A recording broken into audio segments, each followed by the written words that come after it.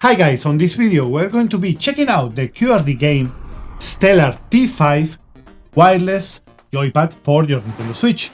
And the first thing to notice, guys, that I love is that they use this kind of transparent plastic outside of the device itself. That reminds me a lot of the old Nintendo 64 colors, and I really enjoy it. On the back, as you can see right here, this doesn't have the same plastic as in the front, but it has some type of rubber, so you can grip the controller with your hands perfectly fine. Another thing to notice, if you guys can see, is the size of them. Now, let me take one out and let's compare it with the original Nintendo Switch Joy-Con. Look at this. Now, this is going to be a lot of difference when you're playing your games. You're going to have a lot more grip, and it's going to be better for playing games.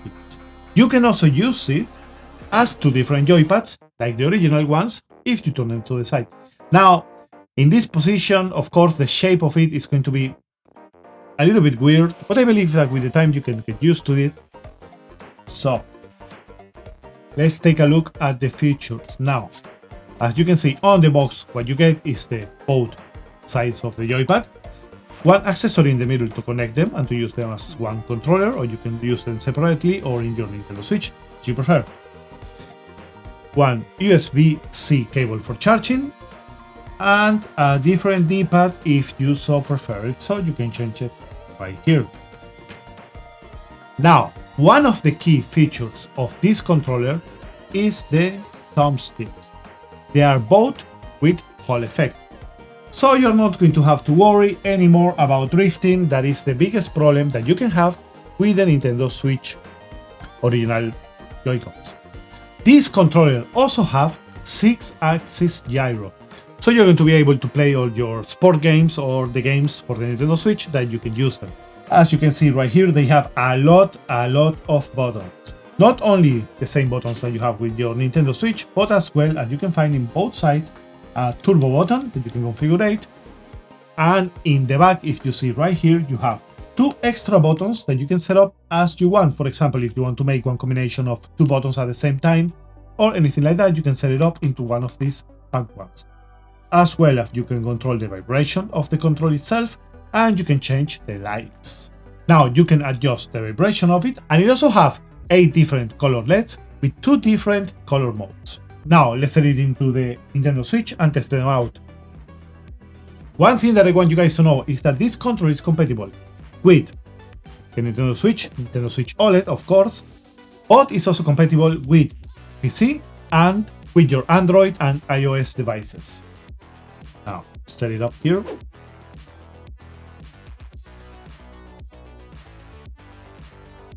And look at that, guys. The Nintendo Switch looks amazing. It reminds me a little bit of the Steam Deck with this position, not exactly, but it's going to make your Nintendo Switch a little bit bigger. One thing to notice, if you're going to be using a case, and it's an original compatible case, probably you are not going to be able to store it, these controls on. And as you can see, no problem recognizing the controls right here. Here you can see some of the LEDs itself. And let's set one game and test it out. I really like the sound of the buttons and the D-pad. Oh, the D-pad is really good, guys. I really enjoy it. Now, the controls are perfectly responsive. I don't feel any type of lag at all with them.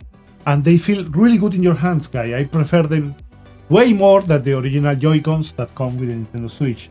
Now, let me take them out of the Nintendo Switch and check if I find any lag when they are disconnected of the Switch itself. Nothing at all, guys. This feels amazing. Now, I don't like it like this, so I'm going to set up the middle attachment.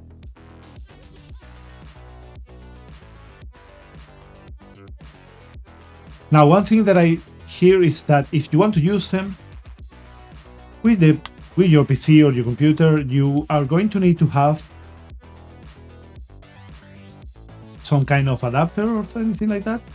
I'm not sure, I have to test it out probably in the complete review of the control itself. But guys, thanks to QRD for sending me this, and if you want to check them out, let me take the volume down. And if you want to check them out, go into the description down below when I'm going to let you guys all the links that you need to check out QRDGame and their Stellar T5. Now, each of them have a 500 mAh battery that is going to last you around 6 hours of playtime. Underneath of the controller itself is where you're going to find your USB Type-C ports to charge it, and of course you can charge it when you connect it into your Nintendo Switch. And it's really light, coming at around 197 grams, that is less than 200 grams for a Switch controller, so your hands are not going to get tired at all when you're using it and you're playing it. Now, for a controller of this quality, and with the Hall Effect joysticks, that is the best thing that they can do. I don't know why Nintendo they include that in their original Joy-Cons, because they are great. They're going to prevent drifting. That is one of the biggest problems that you can have with your Nintendo Switch. And around a price of 54 euros or around the same $4, I'm going to leave it here somewhere. I think it's a great purchase and I can, for the moment, recommend it, guys. And that is pretty much it with this video, guys. If you enjoyed, don't forget to drop a like into the video. And if you want to see more content like this one, don't forget to subscribe, because I try to post videos like this once a week or something like that, if I have the time, mostly. Thanks for watching, my friends, and guys, see you on the next time. Bye bye.